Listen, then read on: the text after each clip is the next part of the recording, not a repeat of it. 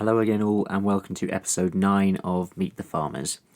For this podcast I travelled to the Royal Welsh Showground in Powys in mid-Wales to attend the first day of the Royal Welsh Show, which for many people is the premier event of the agricultural calendar.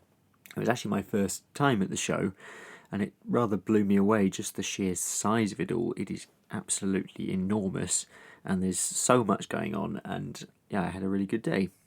But the focus for this episode is actually all on young people in the countryside, younger farmers and younger stock handlers.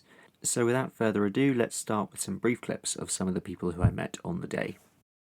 My name's Nick Jones and I'm from Brecon. I'm here with my Brecknock Hill Cheviot rams, and I do it just for fun and meeting people, and I enjoy coming up the show to see different sheep and different stock. Ellen, I'm from Cumbria. I'm helping my friend show cows, and we've got female junior champion, and I've come to the show for a good time with my friends. Cosmo Summerfield from near Ludlow. Me and my brother Brody are here with our coloured Rylands. We've been for a couple of years now, and we like it because it's one of the most prestigious shows that we can go to where we are, and it's a great time to catch up with other breeders, there being a few more days. Now, Young Farmers had a big presence at the show, and hundreds, if not thousands of YFC members flocked to mid-Wales from across the country.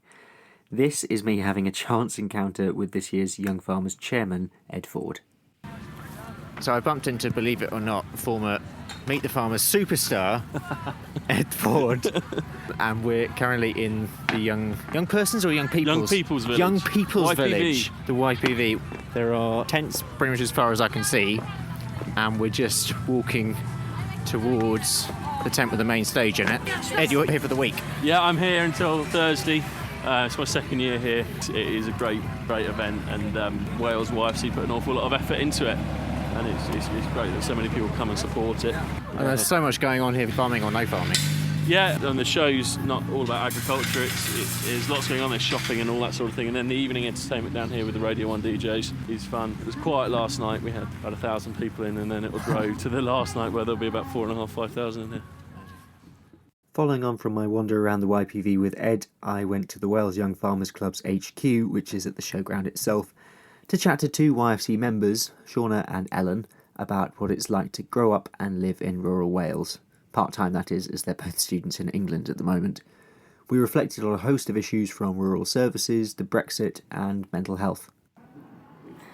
I'm Shauna Davis. I live just outside of Builth, Wales, and I'm currently a student at Harper Adams University in Shropshire, studying agri-food marketing with business studies. And I'm Ellen Havard, also from Brecknock Federation of Young Farmers, but a bit further south from Sennybridge. I'm 20 and at the moment I'm studying biology at Oxford University. How long have you been members of Young Farmers for? Well, since we were 10 years old, since we could join from the earliest of our... Since we were babies. Yeah, really. Young Farmers is a huge part of our lives, and Yeah. it has to be in rural communities like ours. Mm-hmm. One of the good things about Young Farmers is it develops people, but gradually and just naturally, and there's no big jump ever from when you're 10 to 26. And I mean, that broad age range comes with so many different kinds of people in any other walks of life. But Young Farmers tends to sort of bridge people together, and I think that's really good. You just have so many mentors within the movement without really knowing that. Yeah. Obviously, you both decided to go down the uni route. Yeah. What other routes do you think there are in terms of accessing the industry? That's a difficult one because access for young people into the agriculture industry is a pretty hot topic at the minute, especially with Brexit. And I mean, there are paths. I mean, if you're from a family farm and you're going to inherit it, then it's going to be a lot easier than somebody who's hasn't grown up on a farm but is really interested, because land is so expensive. What other challenges would you say there are in terms of just coping as an early entrant in the industry? What are the things that tend to hold people back? Well, as Shauna says, I mean, I suppose it depends on the background of the individual person, and all of the challenges that meet those people are just amplified now because of the uncertainty that surrounds the industry, particularly obviously with Brexit. And so I think that's why there's just the need for a much stronger support system with more definite goals and a real need and want to support people who want to enter this industry, because I mean the people who want to enter the industry could diminish if things carry on as they are. Let's talk about the B word, because it comes up all the time, and I know that Wales, like all other parts of the country, actually were split by Brexit. If you were both in charge, Oh dear. what kind of changes would you like to see? What kind of action would you like to see to make life better for young people in rural Wales? Well, I think one of the main parts is that trade deals are going to have to be sorted out nice and quickly, and they're saying, no deal is a bad deal. And we've got this whole thing with America at the minute with the hormone beef and GM crops, and I mean, if that's allowed to come into our country and consumers are going to be buying that, then where does that leave our industry? Because obviously that is going to be cheaper meat than what we produce here.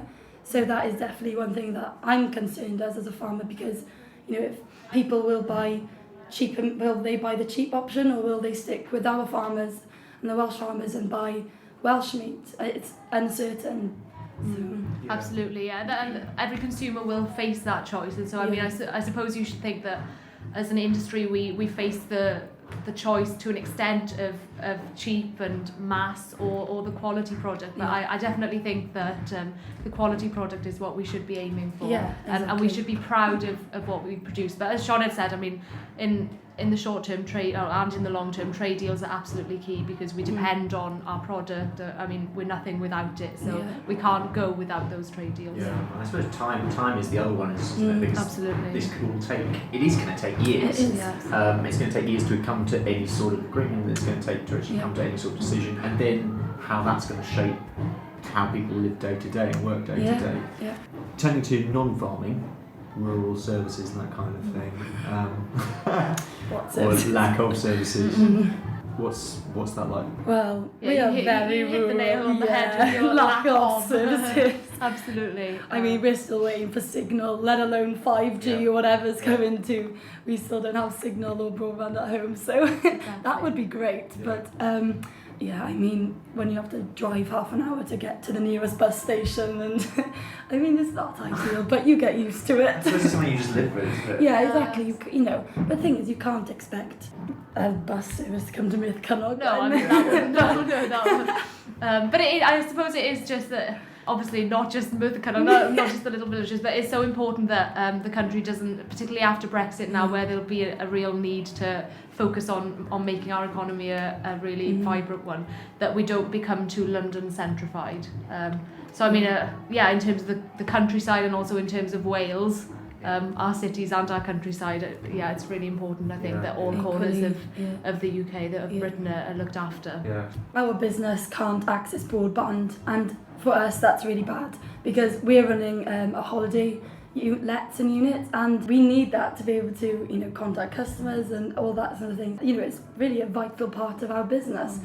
And if this country forgets about its rural roots, then I think it's in deep trouble. It is. I think people completely undervalue the countryside and what it provides. I think social media is a massive influence. So we've got to, as an industry, be more proactive on Facebook, on Twitter, getting our messages out there. Yeah, because there are several key individuals out there who are amazing advocates and have great voices and really active on Twitter. Yeah. But there's also that thing of how much are we talking to ourselves? Yeah, exactly. How do you then lift that? And even this podcast, to a certain extent, most of the listeners are either farmers or people connected to the industry. Yeah. How do we then lift that to the next stage?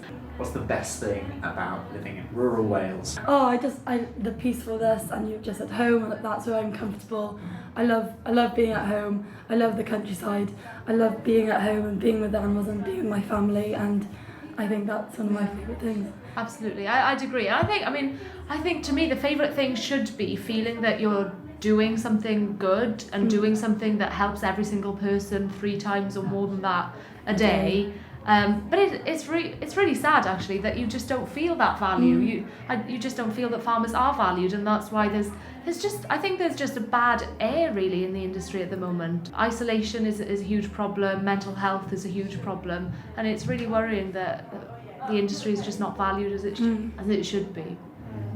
Mental health is a really big one actually. I know it is slowly, certainly the farming press have started in relatively recently, I would say in the last year or so, started to grab hold of it as an issue and started to encourage people to open up. But it's not that easy, is it? No. It needs to happen on a community level. I just really wonder what your take on it is. Yeah, I completely agree with you. But it is good to see that it's becoming less of a taboo subject now, and people do want to reach out and help each other, and that's key. And I mean, we just can't underestimate how important things like the livestock markets are, the shows like this. They're just so key, because they're the only occasion that some farmers will get out during the week, if it's not to go down to the shop for bread or for fuel. But no, I mean, it's good to talk, isn't it? And that's the message we need to get across.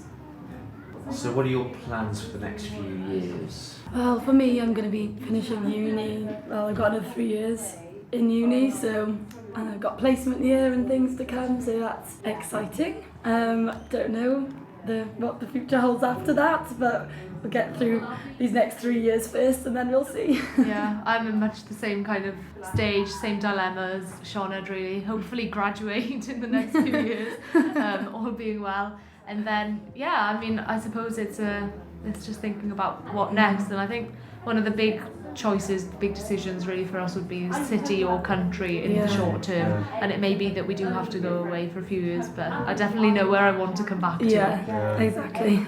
It's a really hard time, isn't it? And I remember when, because I went through that and went through all that. And I lived in Bristol for a bit. And sort of moved about. It does take time, doesn't it, to actually really sort of think, what is it I want to do, and then plot some sort of path through that and come up with some sort of plan. And I think that's a real. It's the reality of being young, wherever you live. Yeah. I always know that eventually I do want to go home. You know, that's my favourite place in the world. So I can't imagine ever living anywhere else. But, well, I mean, the world is our oyster. We've got to go out and enjoy it while we can and really make the most of it and build on our careers and everything. And you've got to get out sometimes and experience the world. That was Meet the Farmers. I'm Ben Eagle, and thank you very much for listening.